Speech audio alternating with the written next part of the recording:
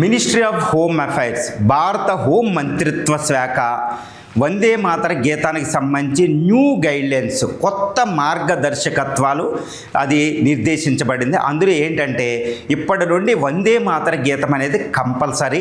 వందే మాతర గీతం పాడేటప్పుడు వచ్చేటప్పుడు తప్పనిసరిగా అందరూ లేచి నిలబడాలి. అదేదో అప్పుడప్పుడు ప్రసంగాల మధ్యలో అప్పుడప్పుడు వస్తే మినహాయిస్తే మిగిలిన టైం ఎప్పుడైనా వచ్చి అది నిలబడి మాత్రమే పాడాలి.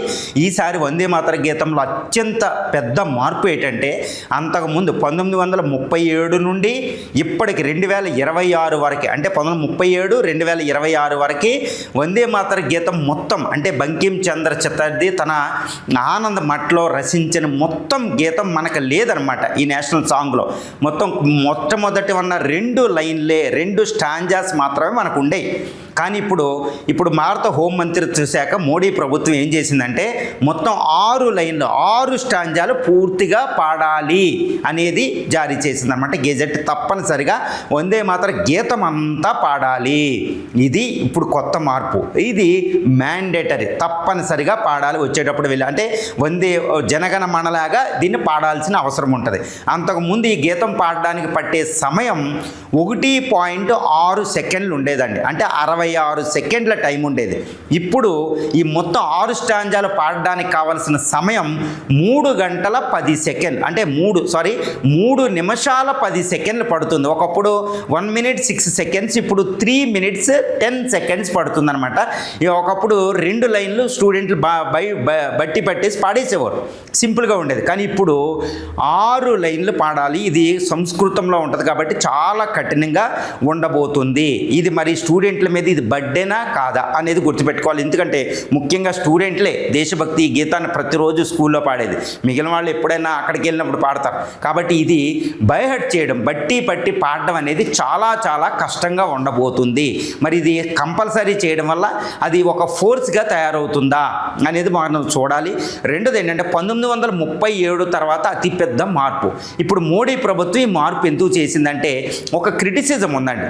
వెస్ట్ బెంగాల్ ఎలక్షన్లు దృష్టిలో పెట్టుకుని, ఎందుకంటే జనగణమన వందే మాతర గీతాలు రాసింది బంకిం చంద్ర చటర్జీ, రవీంద్రనాథ్ ఠాగూర్లు.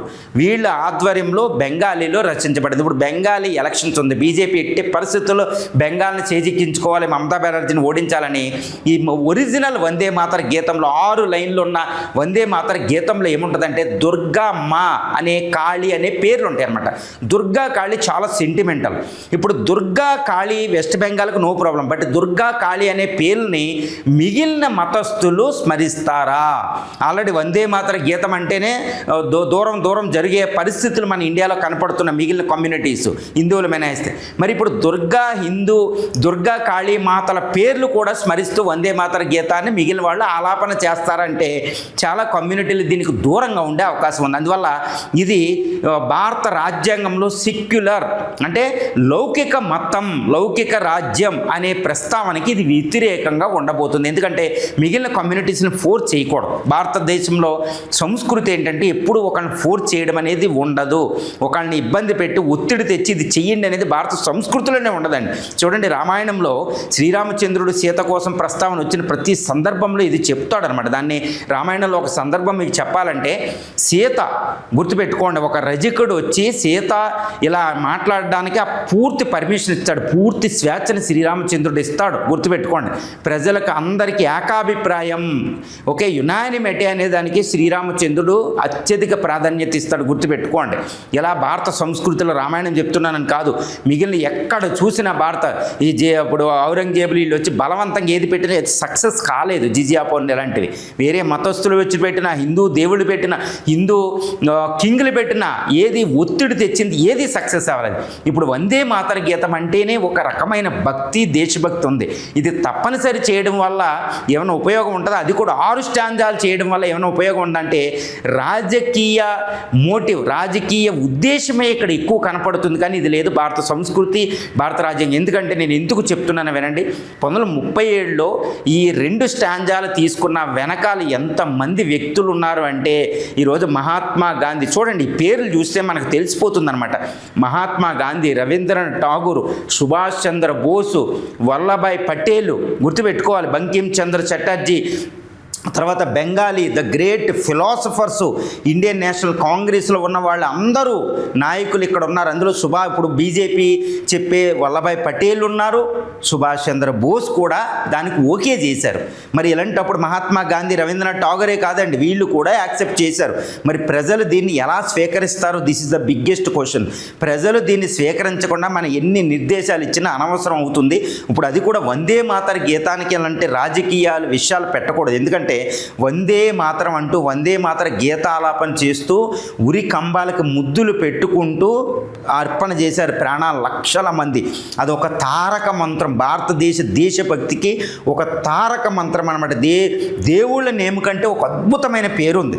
నేను అంటున్నాను కాదు, రామభక్తులకి ఒకటి ఉంటుంది అనమాట, సీతారాం సీతారాం. సీత అంటే రాముడి కంటే ఎక్కువ, రాముడే చెప్తాడు ఆ విషయాన్ని రామాయణంలో.